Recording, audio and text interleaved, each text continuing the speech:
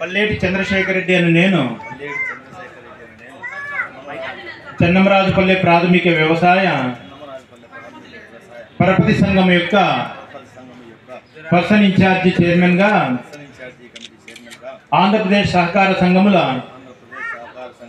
చట్టము 1964 ప్రకారము నియమ నిబంధనలు మరియు సంఘం బైలాను అనుసరించి నాకు లభించిన అధికారాలు మరియు బాధ్యతలు మేరకు సంఘ సభ్యుల అభ్యున్నతికి సంఘ అభివృద్ధికి పనిచేస్తానని ఎటువంటి బంధుప్రీతి కానీ అధికార పక్షపాతం కానీ చూపనని దైవ సాక్షిగా ప్రమాణం చేస్తున్నాను.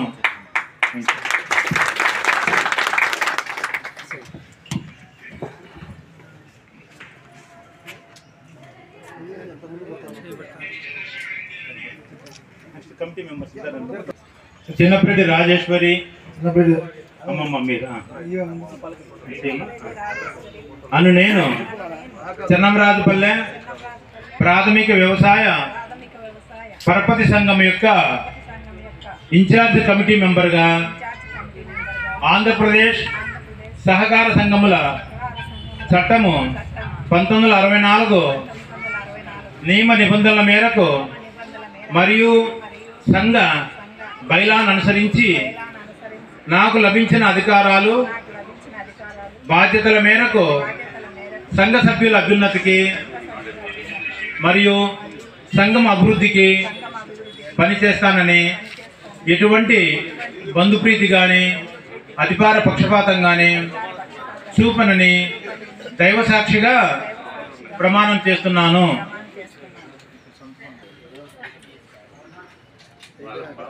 రాజువారి వెంకటసుబ్బయ్య నేను చెన్నమరాజుపల్లి ప్రాథమిక వ్యవసాయ పరపతి సంఘం యొక్క పర్సన్ ఇన్ఛార్జ్ కమిటీ మెంబర్ గా చైర్మన్ గా ఆంధ్రప్రదేశ్ సహకార సంఘం చట్ట ప్రకారము నియమ నిబంధనలు మరియు సంఘం బైలాను అనుసరించి నాకు లభించిన అధికారాలు మరియు బాధ్యతల మేరకు సంఘ సభ్యుల అభ్యున్నతికి మరియు సంఘం అభివృద్ధికి పనిచేస్తానని ఎటువంటి బంధుప్రీతి గాని అధికార పక్షపాతం గాని చూపనని దైవ సాక్షిగా ప్రమాణం చేస్తున్నాను.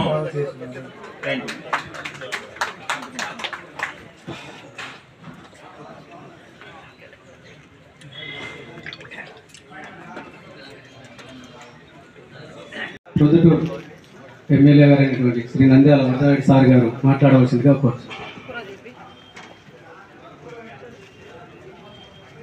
ఈరోజు చెన్నమరాజుపల్లె గ్రామ సొసైటీ అధ్యక్షులుగా ఎన్నికైన పల్లేటి చంద్రశేఖర్ రెడ్డి గారు, మిగతా వెంకట సుబ్బయ్య గారు,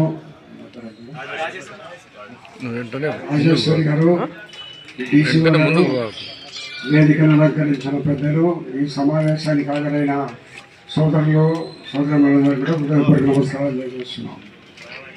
గత ప్రభుత్వం సుమారు 3-4 సంవత్సరాల నుంచి సొసైటీలకు అధ్యక్షులు లేకుండా సొసైటీ ఎన్నికలు జరపకుండా గతంలో ఎప్పుడో తెలుగుదేశం పార్టీలో ఉండబడిన సభ్యులనే కొంతకాలం కొనసాగించిన తర్వాత మళ్ళీ దీనికి కొంతకాలం మాత్రమే నామినేటెడ్ సభ్యులను కొనసాగించిన తర్వాత అయిపోయి ఇప్పుడు చాలా కాలం అయిపోయిన తర్వాత కూడా సొసైటీకి ఎన్నికలు జరపడం కానీ లేదా ప్రభుత్వం ఒక ప్రెసిడెంట్ను ఎన్నిక చేసి పరిపాలన సాగించడం జరగలేదు.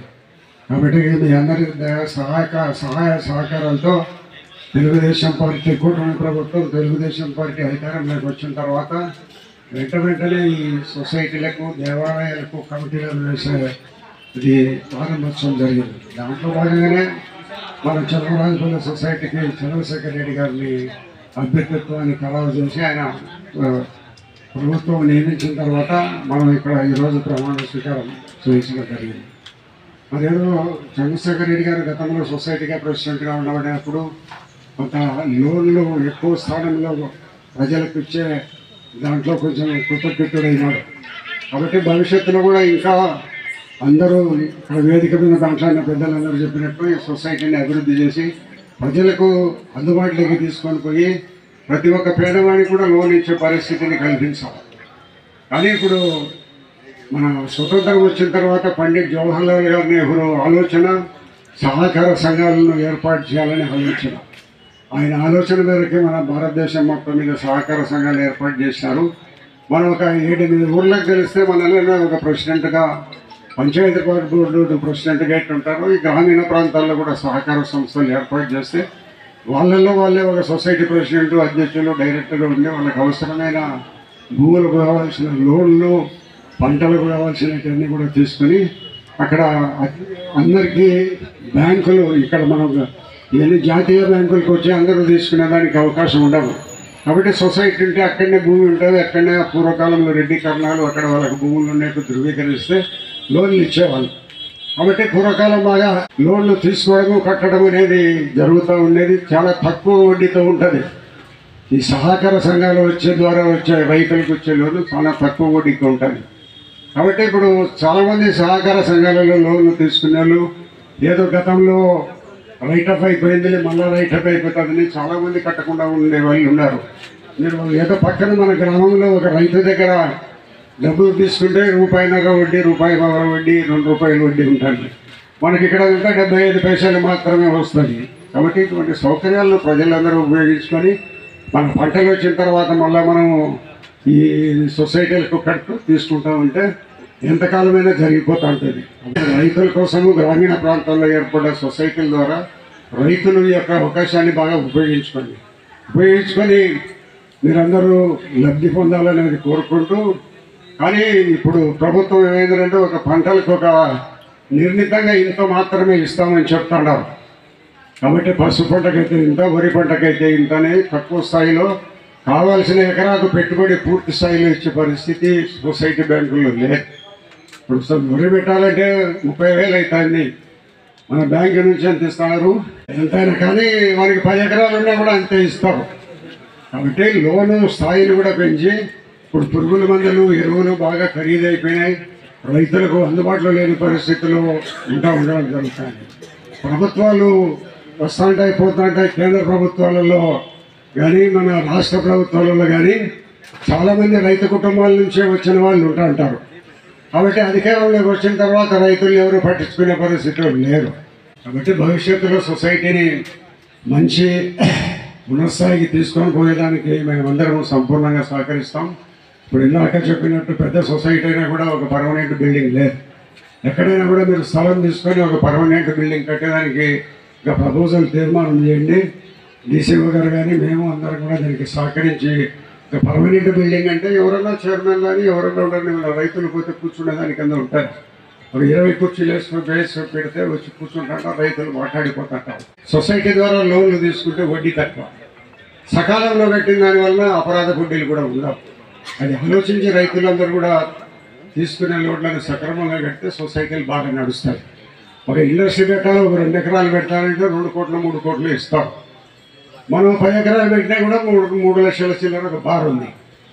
కాబట్టి భవిష్యత్తులో రైతుల అవసరానికి పంటకు తగిన ఖర్చులు పూర్తిగా బ్యాంకుల నుంచి ఇచ్చేటట్టుగా మనం ప్రయత్నం చేయాలనేది మనం అందరం ఒక ప్రభుత్వం మీద ఒత్తిడి తీసుకొని వచ్చి పెంచాలనే దాని మీద మేము కూడా ప్రయత్నం చేస్తామని కోరుకుంటూ సొసైటీని అభివృద్ధి పథంలో నడిపించేదానికి చంద్రశేఖర్ రెడ్డి గారు, వెంకట సుబ్బయ్య గారు, మా శ్రీమతి రాజేశ్వరి గారు వీళ్ళందరూ కృషి చేస్తారని ఈరోజు మీ అందరి సమక్షంలో సొసైటీ అధ్యక్షులను గౌరవ ముఖ్యమంత్రి శ్రీ చంద్రబాబు నాయుడు గారు మరి చంద్రశేఖర్ రెడ్డి అభ్యర్థిత్వం అని ఒకసారి నాతో మాట్లాడి ఎవరినో పంపించమంటే పంపిస్తే ఆయన చంద్రశేఖర్ రెడ్డి గారు సొసైటీలో అనుభవం ఉంది, ఆయన గతంలో కూడా ప్రెసిడెంట్గా ఉన్నాడని చెప్పిన దాని మీద చంద్రశేఖర్ రెడ్డి గారిని ఖరారు చేయడం జరిగింది. కాబట్టి ముఖ్యమంత్రి గారికి మనము ధన్యవాదాలు, లోకేష్ గారికి ధన్యవాదాలు తెలియజేస్తూ సొసైటీ ప్రెసిడెంట్గా చంద్రశేఖర్ రెడ్డి గారిని నియమించినందుకు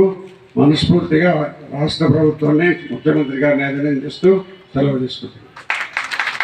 పనిచేయడం లేదు కాబట్టి ఇప్పుడు నూతన భవనాన్ని నిర్మించి ఆ బ్యాంకును కూడా దీంట్లోనే మెర్జ్ చేసి బ్యాంకు ఖాతాలకు సౌకర్యం చేస్తూ చెన్నంరాజుపల్లె సొసైటీ కూడా దీంట్లోనే ఒక భాగంగా చెన్నంరాజుపల్లె సొసైటీ ఒక ఆఫీసు దీంట్లోనే లేదా ఫస్ట్ ఫ్లోర్లో కానీ నిర్మిస్తే, ఎందుకంటే చెన్నంరాజుపల్లె సొసైటీకి సంబంధించి గ్రామాల ప్రొద్దుటూరు పట్టణానికి నలువైపులో ఉన్నాయి కాబట్టి వారందరూ కూడా ఇక్కడ నిర్మిస్తే సౌకర్యంగా ఉంటుంది. కాబట్టి నిధులు తెచ్చి డిసిసి బ్యాంకు నుంచి కానీ ప్రభుత్వం నుంచి కానీ లేదా ఇతర సహకార సంస్థల నుంచి కానీ నిధులు తెచ్చి ఇక్కడ ఒక నూతన భవనాన్ని ఈ టైంలోనే 2-3 సంవత్సరాల కాలంలో నిర్మించాలని నేను శాసనసభ్యుల గారికి హృదయపూర్వకంగా విజ్ఞప్తి చేస్తున్నాను.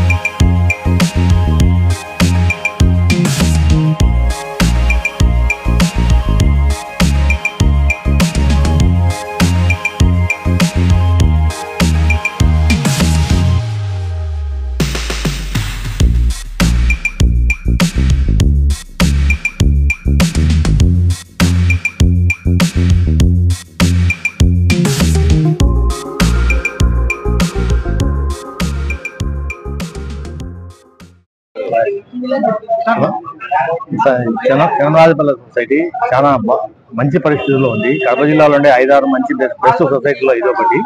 దీన్ని ఇంకా అభివృద్ధి పదంలో నడిపిస్తానని నేను చెప్పగలుగుతాను.